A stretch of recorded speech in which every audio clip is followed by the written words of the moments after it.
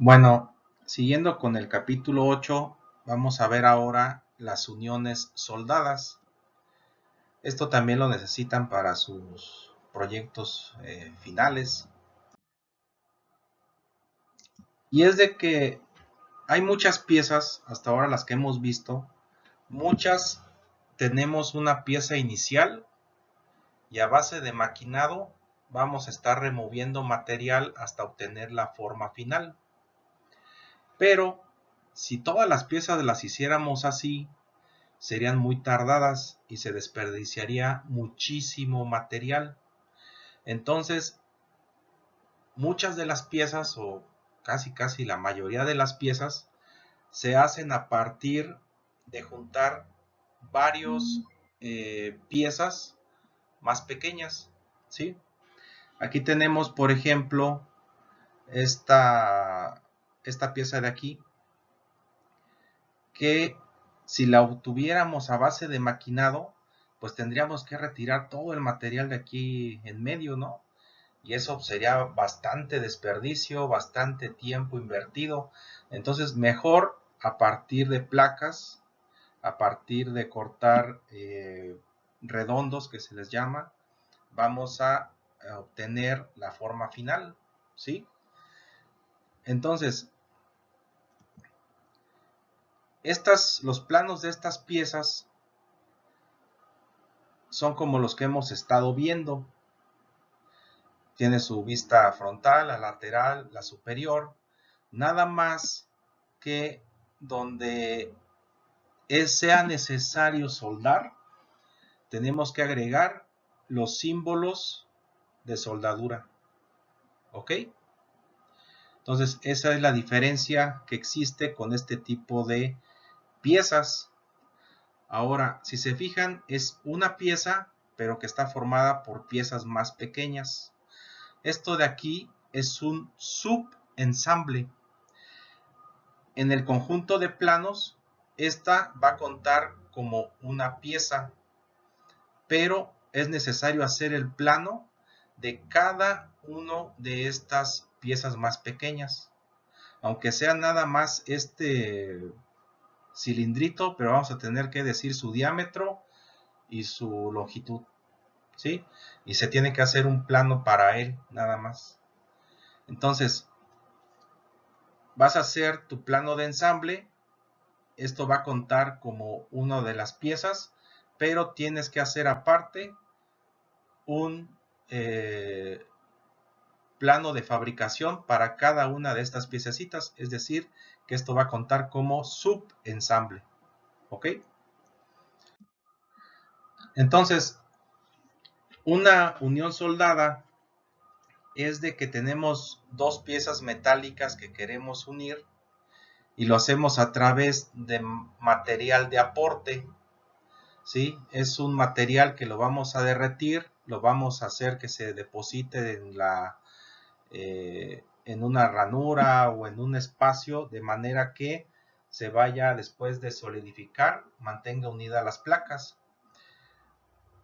Cuando las placas que se unen son iguales y se va a buscar un material de aporte que tenga propiedades químicas semejante a ambas piezas, a todo esto se le llama soldadura homogénea, ¿sí? Hay ocasiones en que los materiales que se quieren unir no son del mismo material, ¿sí? Entonces se busca un material de aporte que tenga propiedades químicas afines a ambas partes, pero como la unión es de dos distintos materiales, se le conoce como soldadura heterogénea, ¿ok? Y existe un tipo de soldadura en donde se usa el mismo material de las piezas que estás uniendo. Por ejemplo, esto de aquí se le llama soldadura por fricción. Tú juntas las placas y luego con esta herramienta vas calentando el material y lo vas deformando plásticamente. Y entonces usas el mismo material de las placas para unirlas, ¿sí? Por medio de fricción, por medio de deformar la superficie. Entonces, como usas su mismo material, se le llama como soldadura autógena. Es decir, tú no usas material de aporte externo, sino usas el mismo material de las placas que estás juntando. Y este es otro tipo de soldadura autógena, cuando juntas las placas y luego por medio de electricidad haces que se unan las piezas. Utilizas el mismo material de las placas para unirlas, ¿ok? En la subcapítulo anterior, que fue de uniones roscadas, ¿cuándo se utiliza unión roscada y cuándo se utiliza unión soldada? Pues una forma de saberlo es, si lo que quieres unir eventualmente tienes que estar separándolo, se utilizan uniones roscadas. Pero si lo que vas a unir, el plan es que no se esté separando, que se mantenga unido, entonces vas a usar uniones soldadas, ¿ok? El tipo de soldadura más común es el cordón. Se necesitan de técnicos especialistas para hacer estos tipos de soldaduras. La soldadura en general necesitas tener técnicos certificados, ¿sí? Porque tú puedes hacer un diseño muy bueno, pero si soldan mal las partes, se producen porosidades, hay fugas, por una separación o que no esté bien hecho la soldadura, ahí es donde falla. Entonces se necesita de mucho cuidado y que quien aplique la soldadura sea un experto certificado. Entonces a los técnicos que hacen soldadura, los tienen que hacer pruebas y tienen que seguir normas, ¿sí? Para aplicar estas soldaduras. Entonces, pues siempre lo ideal pues, es que quedara así, pero cuando uno hace sus reparaciones caseras o que quiere intentarlo por de ahorrarse dinero, pues nos queda de esta manera, ¿no? Y existe distintos tipos de soldadura. Está la de filete, que es como la que vimos en las diapositivas anteriores. Esta es la más común, ¿sí? Pero existe también que la soldadura cuadrada, la soldadura en bisel, la que es en V, la que es en J, la que es en U. Algo que tienen en común estas es que tienes que preparar las placas antes de hacer la soldadura. Es decir, por ejemplo, la ranura en V, tienes que hacerle un bisel a las placas para que se forme una V y ahí pueda depositarse el material de aporte, ¿sí? Lo mismo con lo que es en U, tienes que hacerle así como un arco de cada lado a base pues de limarla o de usar alguna herramienta, vas a darle esa forma, vas a dejar el hueco y ahí encima vas a depositar el, el cordón de soldadura, el material de aporte. Y existen otras como la ranura de bisel en llama y la de V en llama.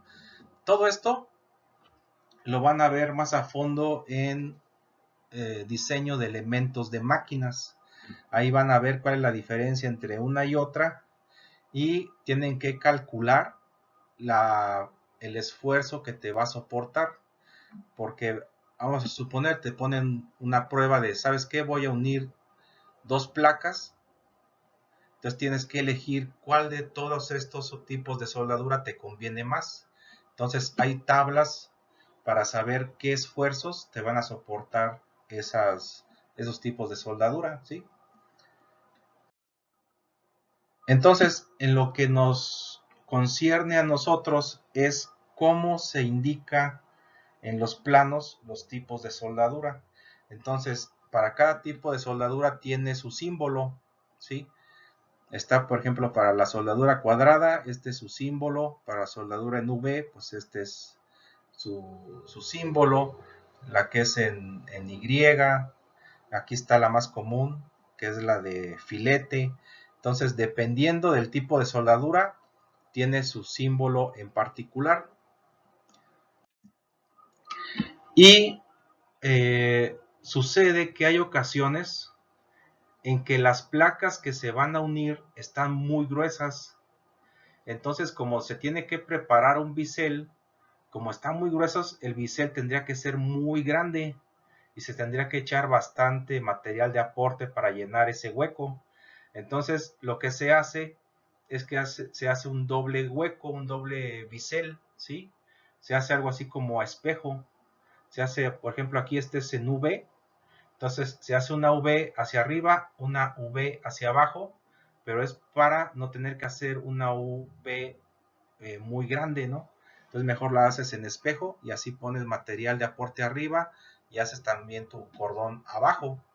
Pero esto es para placas que son muy gruesas.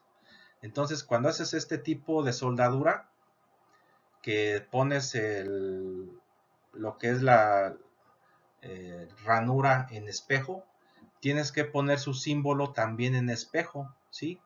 Aquí está la V en espejo, aquí está la que es de bisel, también tiene que estar en espejo. Entonces el símbolo cambia porque es ahora doble, pero en espejo. También, si se fijan, pues a la hora de que ponemos el cordón, queda arriba como una montañita, como un, ahí, eh, el cordón que se forma, ¿no? Entonces, dependiendo del diseño, hay ocasiones que tenemos que trabajar este cordón como un tipo de postproceso. Entonces, hay ocasiones en que tenemos que quitar el cordón, entonces vamos a dejar flat. Entonces, en ese caso, al símbolo de soldadura tenemos que agregarle este símbolo también para decirle, después de que agarre la soldadura, quiero que quites la cúpula superior y que lo dejes flat. Y hay ocasiones que por estética también se busca que quede ya sea convexo o cóncavo este cordón. A lo mejor con este diagrama se entiende mejor. Aquí tenemos de las dos placas, se tuvo que hacer el bisel en V. Entonces aquí en este hueco es donde tiene que depositarse el material de aporte, pero quedaría un cordón como este de aquí, ¿sí?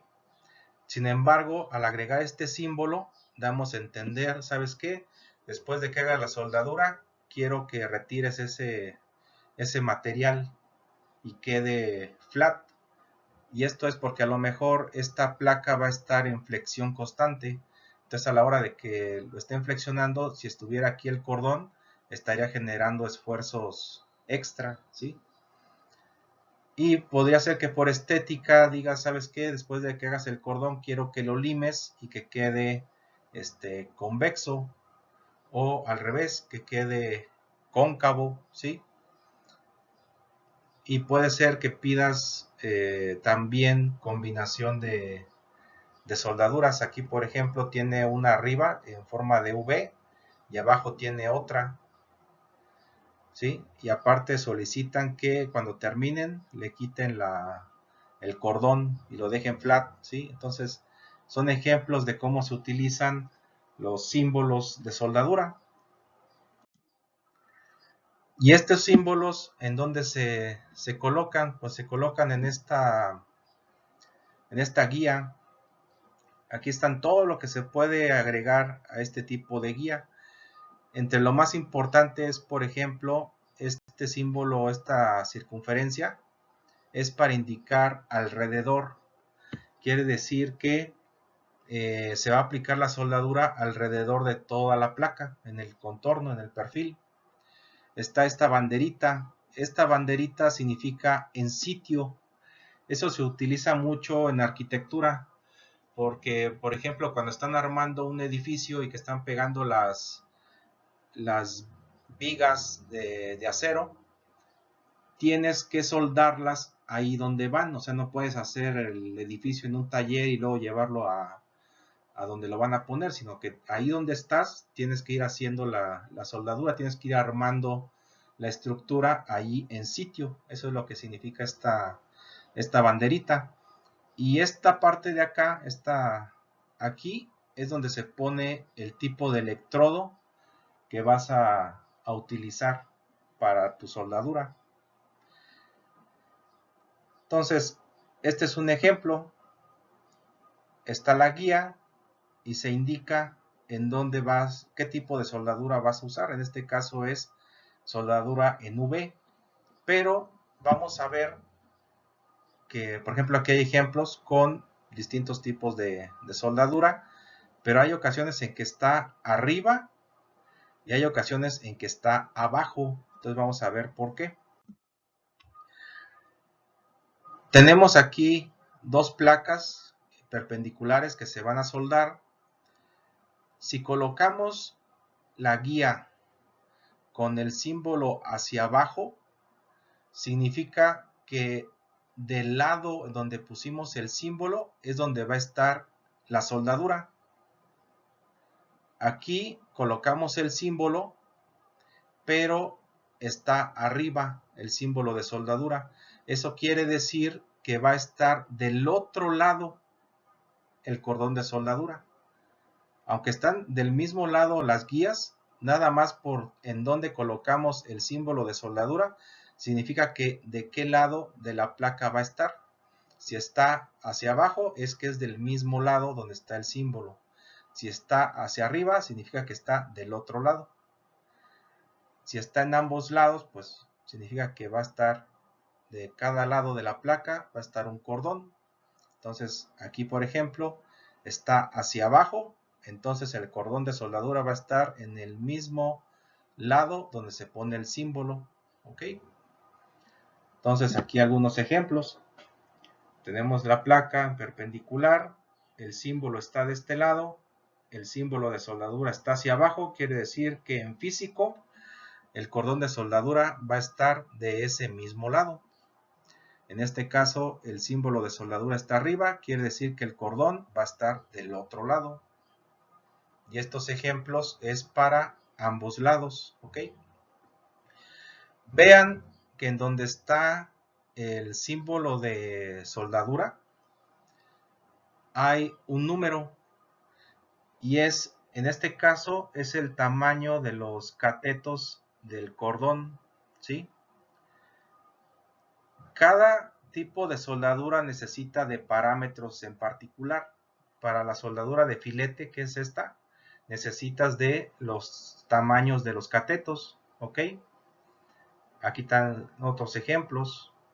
Entonces es lo mismo, ¿sí? Pero cada tipo de soldadura necesita de parámetros diferentes.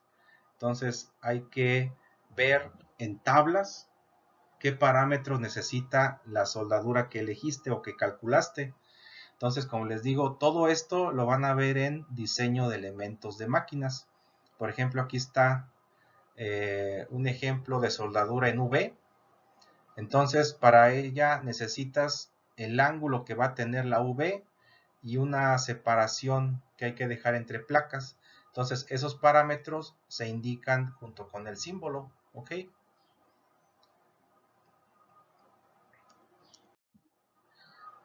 Y como les decía, pues está la soldadura alrededor, que lo que quiere decir es que vas a aplicar esa soldadura en todo el perfil, ¿ok?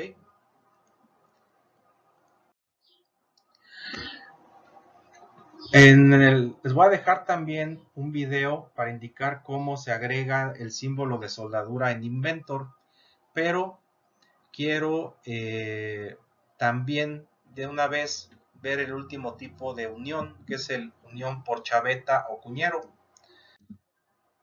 Esto ya se los había mostrado antes, de que nosotros tenemos, por ejemplo, una polea o un engrane y tenemos una flecha. Entonces, lo que va a unirlos, por decirlo de algún modo, o que va a transmitir el torque, va a ser la chaveta o cuñero, ¿sí?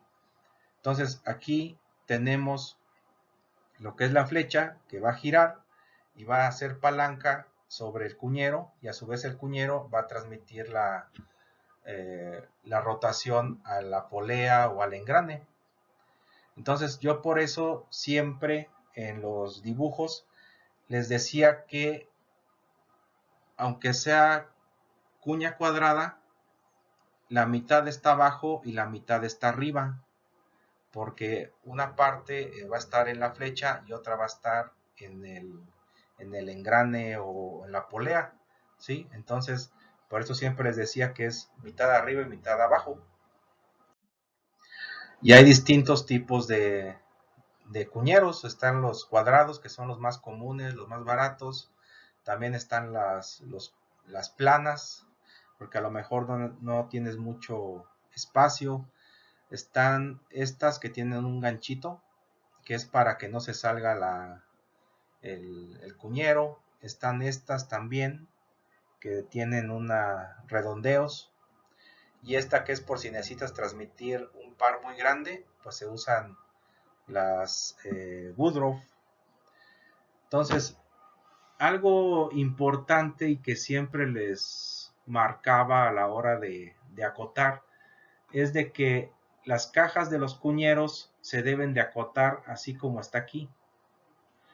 Aquí está el cuñero en el engrane o en la polea. Entonces tenemos que dar el diámetro de donde va a estar la flecha, la distancia desde la parte baja hasta la parte superior de la caja del cuñero y el lado de la caja del cuñero. Así es como se acotan las cajas de los cuñeros. Y así es igual en la flecha, ¿sí? Su diámetro, la distancia desde la base hasta la base de la caja del cuñero y el lado del cuñero. En el caso de las cuñeros Woodruff, así es como se deben de acotar, ¿sí? Tenemos que dar el radio de este cuñero, así como su profundidad y el ancho del cuñero. Entonces, a la hora de acotar cajas de cuñero, tomen en cuenta estos datos que tenemos en esta diapositiva. Siempre que hagan una flecha, como va a estar llena de poleas, engranes y todo esto, donde quiera que pongan la caja de un cuñero, tienen que poner una sección desplazada, ¿sí?